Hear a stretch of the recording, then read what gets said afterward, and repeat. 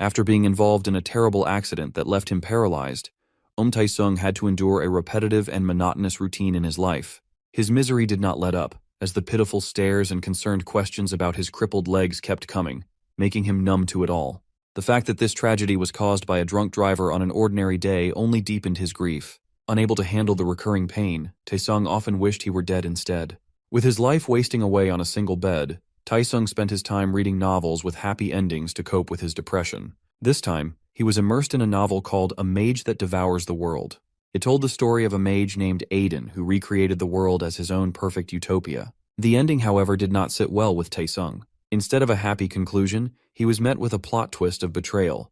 This brought him to tears, as he realized that his own happy ending was not coming anytime soon. Suddenly, an unknown droplet entered Taesung's IV drip, transporting him into the world of the novel he had just finished. As he woke up in an unfamiliar room, he was bewildered by the unimaginable change in his life. While he struggled to comprehend this phenomenon, an introductory screen appeared before his eyes, revealing his new identity, Mord Bernas. However, his shock at feeling his legs again outweighed the revelation that he was destined to die as a mere side character in this world. Yet the new life didn't let him savor the moment for long. Another screen loaded with information about Mord Bernas, flooding his mind with details that felt even more overwhelming than his old life's pain. Despite the initial pain, it seemed insignificant compared to Mord's exceptional abilities and lore in the story. However, Mord's demise in the novel was too rushed, even for a side character, as he was defeated by an overused cliché of teamwork. Things took an even stranger turn when Mord was informed that he had to change the fate of the world while acting as a side character. Doing so would grant him an anything-you-want wish. Mord questioned this sudden role, assuming it was merely a dream brought on by his extreme depression. However, he soon embraced this new reality. Even if it is a dream, he does not want to wake up, because this dream is still better than the reality he lived in, where is just a useless cripple. With his knowledge of the novel's events, he resolved to alter the world's fate in order to achieve the results he wants. Mord Bernas led a life of tragedy similar to Taesung after his accident, but at least he had his legs intact. However, it was not just self-pity that Mord had to endure. He was a target of public resentment and discrimination, with no way to defend himself out of guilt, as he was the illegitimate child of House Bernas. His mother had died shortly after he was born, but his life began to change for the better when he awakened the latent powers of a Bernas through sheer endurance at the age of 15. Following his mother's instructions, he left for the House of Bernas. There, he earned his place as the hunting dog of one of the main villains of the story, Archduke Bernas, becoming a force to be reckoned with as he butted heads with the protagonist. As he flexed his newly gained enormous biceps, Mord was summoned by the overseer of the test, Master Todd. As he approached the master, it became strikingly clear how much Mord's aura had changed after Taesung took over his body. However, that wasn't enough to convince the master, who still thought Mord had the awareness of a potato. Walking along the path to the test, Master Todd reminded Mord not to mention that he was the Archduke's son, as his illegitimacy was considered a stain on the family name. Still, it didn't matter much, as the rumors were already widely accepted. While impressive, Mord found it somewhat terrifying that House Bernas relied on their overwhelming physical strength once they became certified warriors. And so, the first bout began between him and the overly confident for a side character Vince, who immediately accused Mord of lying about having perfect technique as soon as the battle started. After a brief moment of comic relief between the two, Vince resorted to mana techniques to gain the upper hand.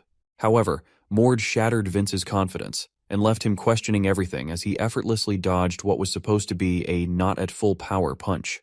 The battle ended quickly with just one punch from Mord, charged with mana. This single strike left Vince's and everyone's jaws drop to the ground, making it clear that they had just witnessed the birth of a monster. As the onlookers keenly observe Mord's unexpected victory, he walks toward the unconscious Vince, whose body instinctively twitches slightly. Mord silently commends the warrior spirit Vince displays, even in defeat. While Mord understands his strength, he realizes he still cannot fully control it. Concerned about causing further harm, he asks Master Todd to conclude the battle to avoid escalating matters. As Mord unknowingly flexes his overwhelming strength, Master Todd stares at him in awe. Mord has accomplished a feat that rarely occurs in these exams, which are meant to test an examinee's abilities, not provide a stage for a one-sided beatdown of an opponent in mere moments. Master Todd, ever the NPC, confronts Mord about lying regarding his lack of training. Mord, however, technically never lied. Being an outsider, his claims are partially true. Still, this explanation doesn't satisfy Todd. So Mord weaves together fragments of his life to create a story that is accurate, but not the entire truth. He tells Master Todd that he first experienced mana while ill, but only mastered it after his divine blood awakened. He omits the crucial detail that this body holds the blood of Arita, the deity of the sky, and Bernas, the god of struggle. The harmonious blend of these divine essences makes his bloodline second to none. As if his perfect divine lineage weren't enough to scale Mord above the protagonist, he even surpasses Archduke Bernas, considered the strongest descendant of the god Bernas, within just 7 years of training after his awakening. Master Todd picks up bits and pieces of this information, but still tries to upscale Vince, pointing out that Vince managed to pass this same exam, despite being defeated just now. Struggling to keep his sanity intact, Master Todd changes the topic, revealing that Mord has earned a staggering 200 points in a 100-point exam, qualifying him for a class of his choice. This information surprises the newly awakened Mord.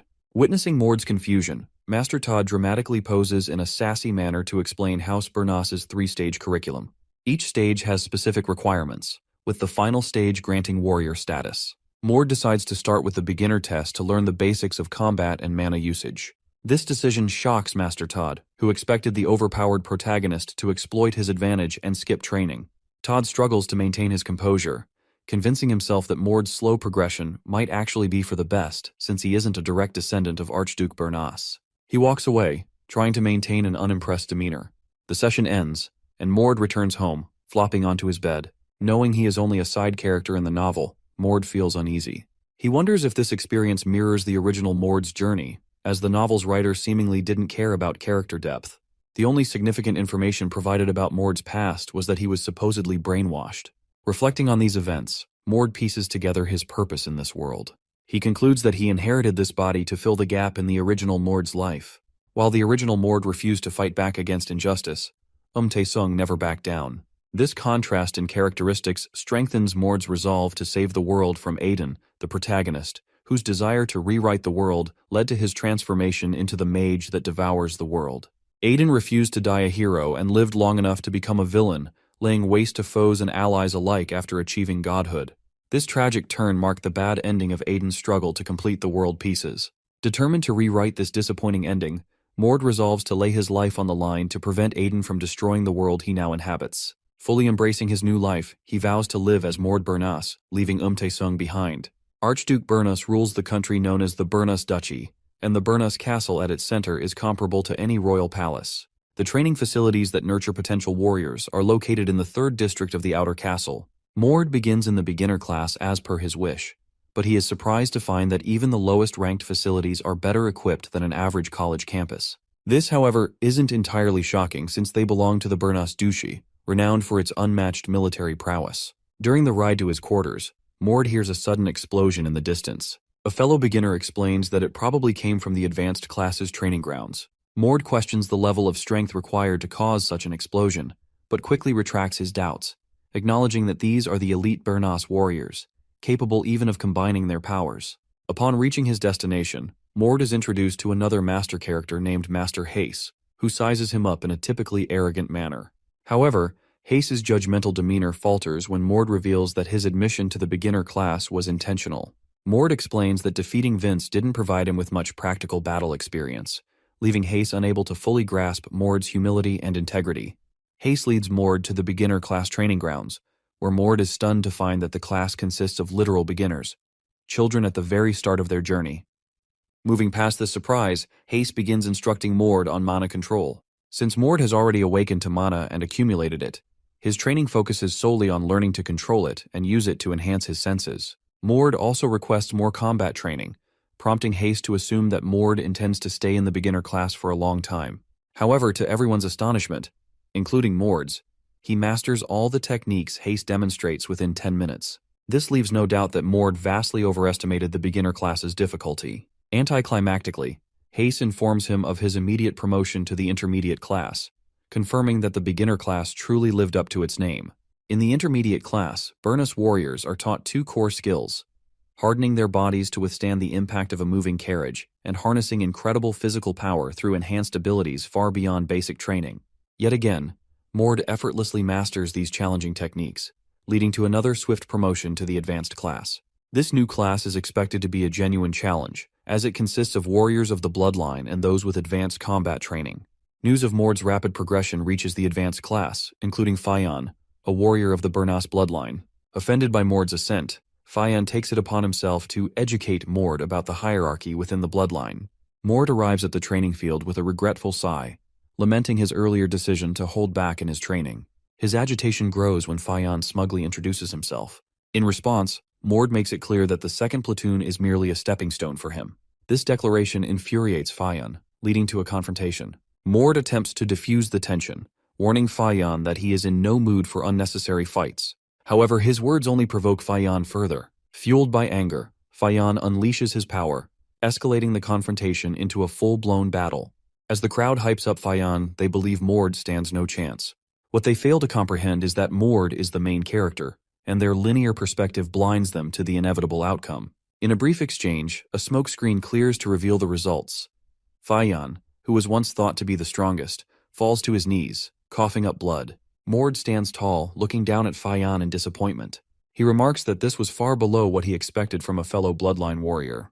After dominating Fayan in a single exchange, Mord decisively puts him in his place. However, Fayan's ego remains unscathed.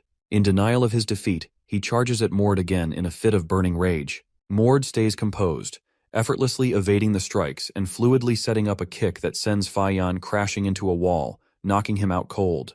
Mord realizes that even the leader of the second platoon is utterly weak against his exceptional physique. This revelation makes him wonder if his body already possesses latent combat skills, now only dulled due to his lack of practice. It also deepens his doubts about whether staying back in the beginner class was the right choice. As one of Fayan's subordinates revives him, Fayan immediately attempts to challenge Mord again. However, Mord dismisses him, taunting him as nothing more than a filler character until the real threats emerge. Mord's roasting streak continues, inciting Fayan's fury until his mana literally begins to burn around him. The crowd grows uneasy, fearing Fayan is trying to imitate divine blood by stacking his mana, an act they see as illegitimate, much like him. Amidst the commotion, an old man named Master Daisley steps out, intrigued by the fight. He observes, seeing the battle as a test of Fayan's actual capabilities, even if it comes at the potential cost of an illegitimate child or two.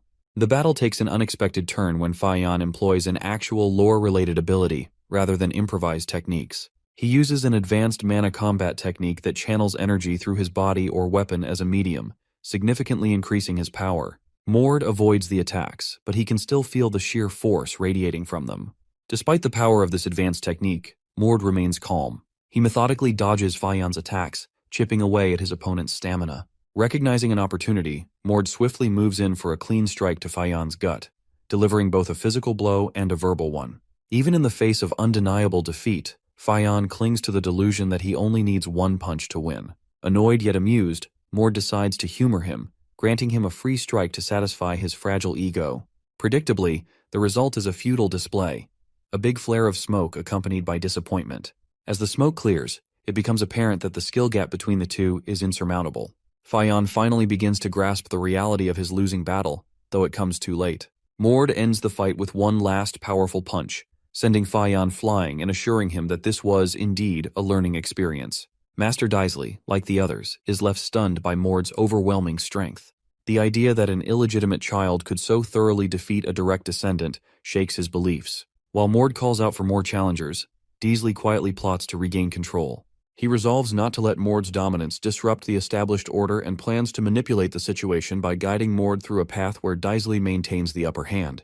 After injuring Fayan to the point of leaving him unconscious for several days, Mord was placed on probation and forced into a basic-level training program, halting his progress until the written test. While continuing his personal mana combat training, he is interrupted by Master Todd, who complains about Mord's troublesome behavior. However, Master Todd also informs him that he has been summoned by Archduke Bernus. Mord is surprised to be called so soon, but resolves to keep his sarcastic tendencies in check. During their journey to the Archduke's training grounds, Master Todd warns Mord about the outrageous rumors his previous actions have caused. Many assume Mord orchestrated these events just to gain the Archduke's attention. Mord quickly dismisses the notion, stating that he's too powerful to bother with such drawn-out schemes, a remark that somehow convinces Master Todd. Their conversation reaches its peak as they arrive at the Archduke's training grounds. Entering the area, Mord is greeted by the sight of Archduke Bernus, a tall, muscular figure exuding the aura of an antagonist. The Archduke is surrounded by an energy field under relentless attack from multiple warriors. Upon noticing a crack in the field, the Archduke instructs the warriors to cease their attacks and gathers all the energy into his palm, forming a massive sphere. Mord recognizes this technique as the Mirror of War, a skill that absorbs physical and magical attacks, converting them into a devastating shockwave. The resulting blast is powerful enough to obliterate a nearby wall, but the Archduke, unfazed, claims that the technique is still not strong enough. Turning to Mord and Master Todd, the Archduke addresses the chaos Mord has caused back at the training grounds. Despite Mord's exceptional strength, he feels intimidated by the Archduke's commanding presence. The Archduke gently lifts Mord's chin and asks about his mother. Mord replies that her name was Lena, which the Archduke remembers. Upon learning that Mord has already undergone divine awakening and defeated Faion using only body armament, even when Faion used impulse, the Archduke decides to test Mord's skills. Instead of facing the Archduke himself, Mord is paired against Kesner, one of the top warriors, for a sparring match. Kesner offers Mord a weapon of his choice, but Mord respectfully declines. The battle begins, and Mord quickly adds to his growing list of feats by dodging a quick jab from Kesner without the aid of mana. Kesner, impressed, follows up with even faster punches. Mord realizes that he is facing a truly skilled opponent for the first time. Recognizing Mord's potential, Kesner unleashes his full power, forcing Mord to do the same. When the two clash at full strength, the collision creates shockwaves in the atmosphere, even exciting the Archduke. Kesner is taken aback by the sheer amount of mana emanating from Mord, a mere trainee. Meanwhile, Mord admires his own abilities, realizing that he can now harness his full potential, unlike the conservative fighter he once was. He assumes a stance, and the second bout begins. The arena erupts into a flurry of flashes and blitzes as Kesner dashes toward Mord and delivers a punch. Mord initially blocks the attack, but Kesner uses his experience to unleash a delayed impact from the point of contact, knocking Mord backward. On his knees, Mord gathers his thoughts, but Kesner wastes no time, closing the distance in an instant. Mord begins to realize the vast skill gap between them as he receives another devastating blow, sending him hurtling toward a wall. Confident in his superiority, Kesner makes a snarky comment, calling the match a potential disappointment. For the first time since his new life, Mord felt uneasy. Blood ran down from his mouth, and his uncontrollable panting only added to his regret of sparring with Kesner, more so than starting in the beginner class. However, Mord still holds back, expecting an equal reaction from Kesner, who is essentially forcing him to do just that by charging head-on. As the battle continues, Mord uses clever tactics to bait Kesner into delivering a deliberate body shot. Mord nullifies the attack by turning Kesner's strike against him with a double blow, leaving Kesner shocked at how quickly Mord adapted to the technique after seeing it only once. Excited by this unforeseen development, Kesner activates his impulse, a technique drawn from the divine blood, and demands that Mord go all out as well. Before things escalate further, the battle is interrupted by Archduke Bernas, who seems satisfied with what he has witnessed. However, catching both Mord and the viewer off guard, the Archduke suddenly fires an impulse ball at Mord from very close range as another test. Despite initial panic, Mord manages to avert the crisis by digging into his past experience of battling an impulse user like Faion. He counters the attack by using impulse himself, realizing that a beginner's body armament was insufficient for such a powerful strike. Seeing Mord absolutely flared up in a blue aura evokes contrasting reactions. The Archduke appears deeply impressed, while Master Todd struggles to comprehend how someone so recently awakened could already reach impulse. Mord, on the other hand, is simply in awe of his own talents while simultaneously plotting to absolutely pummel the face of his scumbag father. Before we get to witness that anticipated moment, Archduke Bernas offers Mord a reward, granting him any wish he desires. True to his main character energy, Mord asks for permission to attempt a dungeon completion known as the Grave of the God of Struggle. This is because Mord must get to the world pieces before Aiden in order to save the world. While dungeons across many fantasy worlds follow similar tropes with traps and rogue monsters, the dungeons in this novel are unique due to the world erosion phenomenon. This phenomenon causes dungeons to be created at points where two worlds collide, allowing many abnormal occurrences. The demonic world supplies demons to this world, but seeing how Mord needs to grow stronger before his inevitable clash with fate, he chooses the Grave of the God of Struggle. This dungeon, created by God Bernas himself, is the place where Mord will begin his actual mission to collect the world pieces. Archduke Bernas glows outrageously upon hearing this absurd request from a beginner, but proceeds to question Mord's motives. Mord replies craftily, claiming he wants to see where his blood originated. Explaining the concept of Isekai to NPCs would be useless after all. Kesner, however, is offended at the idea of an illegitimate child attempting to enter the sacred place where direct descendants hold their coming-of-age ceremonies. He mistakenly assumes that Mord is seeking the authority that comes with such an accomplishment. Mord quickly reminds him of how insignificant his opinions are as Archduke Bernus grants Mord permission, pointing out that this trend of outsiders entering the dungeon is not new. Kesner's ignorance is made clear, and the Archduke rubs salt in the wound by sarcastically asking if Kesner, who is also illegitimate, would like to attempt the dungeon himself. Kesner is left defeated, but the Archduke also delays Mord's request, reminding him that he is still a beginner and must first reach warrior status to attempt the sacred dungeon. Knowing he must improve faster than Aiden, the main character with plot armor, Mord accepts the duel challenges brimming with confidence, ready to make a name for himself. Mord, along with Master Todd, leaves the grounds, but not Kesner's mind, as the latter stays curious about this new rookie. It is then that Archduke Bernus approaches Kesner and asks about his thoughts on Mord after their sparring session. Kesner claims that Mord did not use his full strength while fighting him. The Archduke one-ups him by pointing out that Mord had to use his full strength to stop the impulse ball, and that was his genuine 100%. Praise for Mord's exceptional mana continues to spill out of the two of them, with comparisons even being drawn to a character from the lore called Erna. What lingers in Archduke Bernus's mind, however, is the realization that Mord is not a prisoner to the desire of being accepted as a Bernus child. This makes him strikingly similar to his mother, Lena. Back at the training grounds, Mord hears about 5 candidates being selected to attempt the dungeon of Grave of the God of Struggle, though only 3 spots are available, as Kesner and Viscount Owen have already secured theirs through letters of recommendation. However, this party of 5 has a limited objective: to map out the current layout of the dungeon since it changes after each completion. This spares the precious children of Bernus from having to exert much effort. Mord resolves to graduate from being a trainee as soon as possible, but knows he must now deal with Daisley, the master of the advanced class. Daisley has already decided to hinder Mord's progress. He instructs him to learn from the other trainees, a clear ploy to sabotage his training. Mord expresses his concerns, but the frustrated old man plays coy, framing this as a punishment for injuring Fayon. Mord, however, quickly corrects him, pointing out that he has already faced his punishment. Daisley grows angrier each time Mord challenges him, and his frustration eventually leads him to physically assault Mord.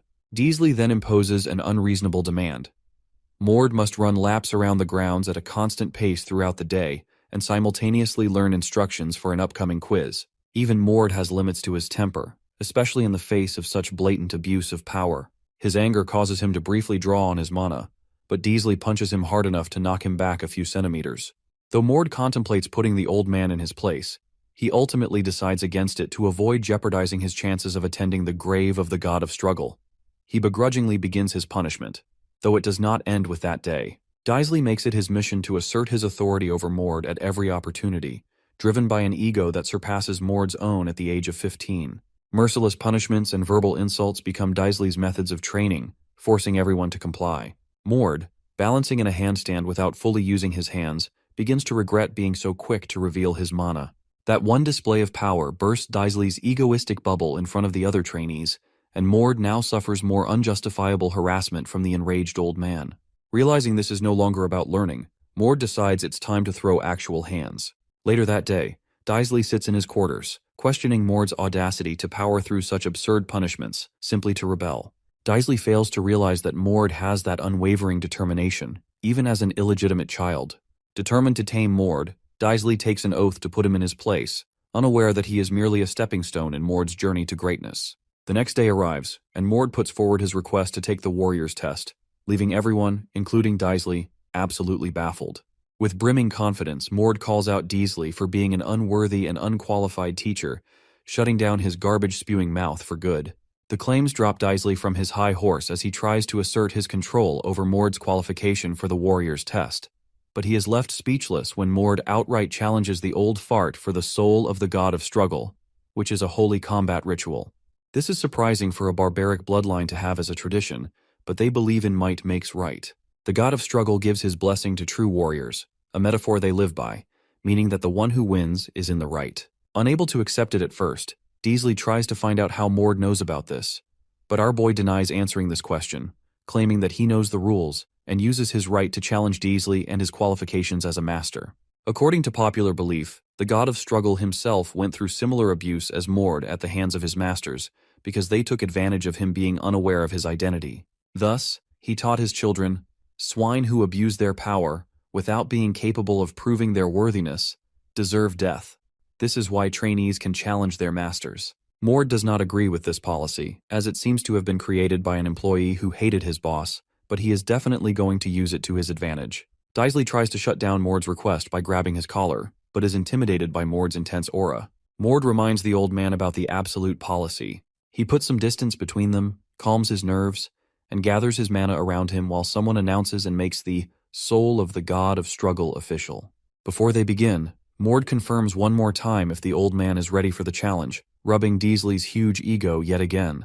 Rejecting the challenge would cause his name to be shamed publicly, as Daisley's pawns here are no good as witnesses. Shamelessly prolonging the fight, Daisley keeps repeating his dialogues containing his weightless authority, so Mord speaks what the reader is thinking, that no more time can be wasted on insignificant trash like him.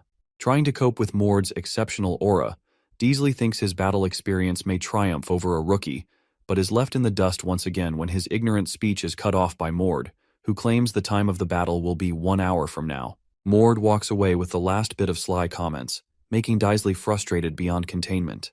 Moreover, this news of the soul of the god of struggle reaches Kesner, who finds it interesting that they are finally rid of the NPCs in the area because the main character has arrived. He too decides to attend this match and departs toward the advanced training class. Finally, the time of Daisley's humbling arrives, with Mord playing more psychological warfare against the ignorant old man by acting uninterested.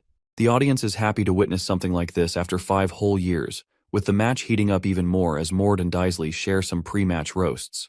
Kesner's arrival gets the crowd more on the edge of their seats, and Daisley freaks out more when he realizes Mord is familiar with someone like Kesner. Kesner asks Mord about his reason for this challenge, and Mord straight up rats out Daisley's incompetence as a master, then claims he can surely beat up an old man. Daisley thought he was slick appointing a junior of his as a judge, but Kesner jumps on the opportunity to judge instead since the junior slacked on the timing, leaving both the fighters with similar expressions of surprise on their faces. Not realizing Mord's status, the crowd is baffled to find even Kesner interested in the duel, but that question is quickly answered when Kesner puts Daisley in his place when referred to as a student, reminding him that he is now a viscount, making them far from equals, even if they were past acquaintances. On the outside, Daisley backs down and apologizes for his ignorance, but on the inside, he shrieks in frustration because of the humiliation he has to go through.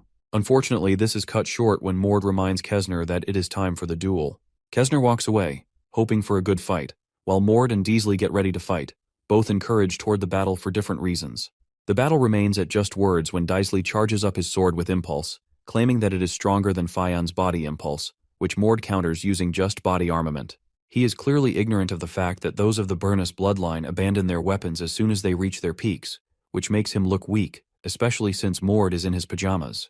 The shine of Daisley's red sword impulse looks dim under Mord's bright blue impulse, which is a clear sign of him drawing out his full potential, something he has not done before, especially not against a rookie like Fion. Seeing Mord's body impulse, Daisley reacts as if he wants to reconsider this duel, but does not have enough time to think about it, as Mord takes a quick leap toward him to land a lightning-fast punch. Daisley counters with his sword impulse, making an equal clash. To his surprise, he is knocked back far by the double punch Mord learned from his fight with Kesner, but has no time to collect his thoughts because Mord keeps coming. The old man's jaw does not tire as he keeps blabbering about how the first strike of the battle is not enough to keep him down, and whacks Mord with his shield, putting him off balance. As he moves in closer to finish the fight with his sword impulse, still trying to teach Mord about a real fight, he cuts him deep on the face because Mord manages to dodge the attack just in time. His yapping and desire for validation continue as he continuously attacks Mord with furious slashes and stabs, only for our boy to avoid them as smoothly as butter. After a breather, Mord takes a pause to realize the gap in experience between them, which may very well forfeit his place in the advanced training grounds if he loses. This exchange spikes Daisley's confidence, but he still does not get the upper hand in the battle of wit, as Mord hits his ego by calling him old. However, Mord has had enough of playing around and finally unleashes his divine blood release, giving him white hair as if he has liberated himself like Luffy in Gear 5 and eyes shining silver like Goku in MUI. Seeing Mord's appearance as a combination of 2 other great main characters, Daisley's chances of winning vanish the moment they hear the sound of death coming closer with every step that the man succumbs to power, claiming that he is not responsible for his actions. As previously known, those of the Burnus bloodline undergo a divine blood awakening at the age of 15, but only a few manage to tame that power, which is why it comes with a reward, an incomprehensible power that far exceeds imagination. Mord, of course, reached this power in the year he awakened it, leaving the common men in disbelief.